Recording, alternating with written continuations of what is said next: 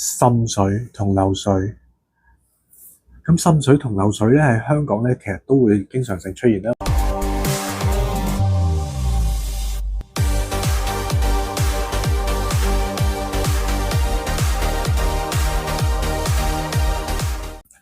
Hello， 大家好，我係室內設計師 Tidy， 歡迎大家嚟到風藝設計嘅 YouTube 頻道，記得訂閱、Like 同 Share， 有最新嘅影片就會即刻通知你嘅啦。咁而家咧就同大家介紹翻滲水同漏水。咁滲水同漏水咧喺香港咧，其實都會經常性出現啦，因為香港係一個比較濕嘅地方啦，亦都會係落雨啊，尤其是呢啲回南天啊，即係新年過後啊咁嗰啲咧。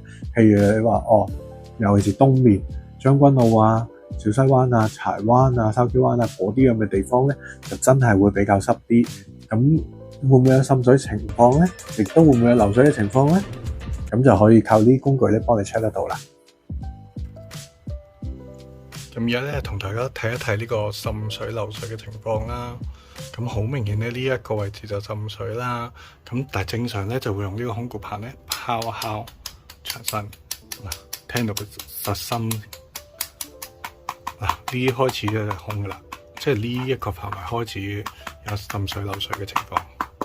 嗱，呢度越敲越空，撲晒噶啦。咁跟住之後咧，我就再用呢一個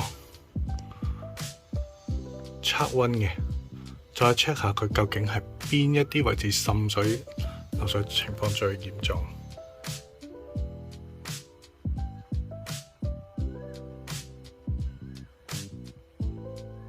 全部都係喺晒低位呢一個位，大家見到個位咧係最犀利噶啦。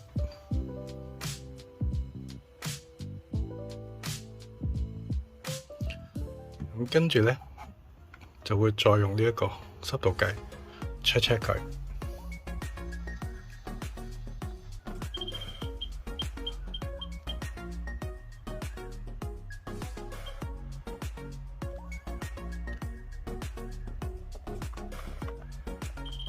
聽見啲聲都知道犀利㗎啦。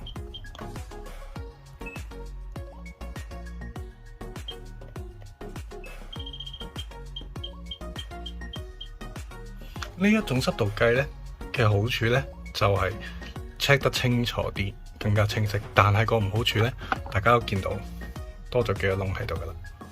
咁另外一種咧就係通常驗新樓嗰啲，我哋就會用呢一種嘅濕度計㗎啦。check 得到啦，一篤落去就知滲水，好嚴重。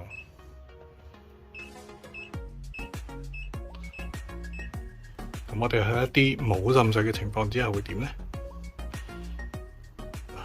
一定會有濕度嘅，19、20呢係正常嘅。如果再用呢一個再 check 佢。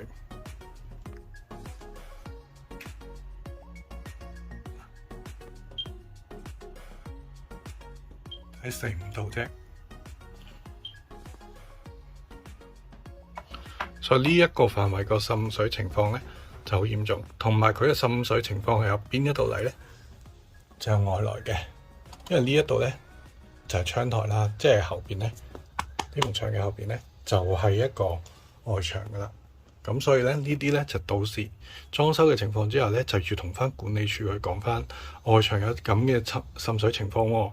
咁樣跟住之後搭棚嘅之後咧，就要叫管理處去搞噶啦。如果大家想查詢更多有關設計、裝修同埋驗樓上嘅資訊，可以參考風藝設計嘅 Facebook、IG， 記得訂閱、Like 同 Share， 有最新嘅消息就會即刻通知你嘅啦。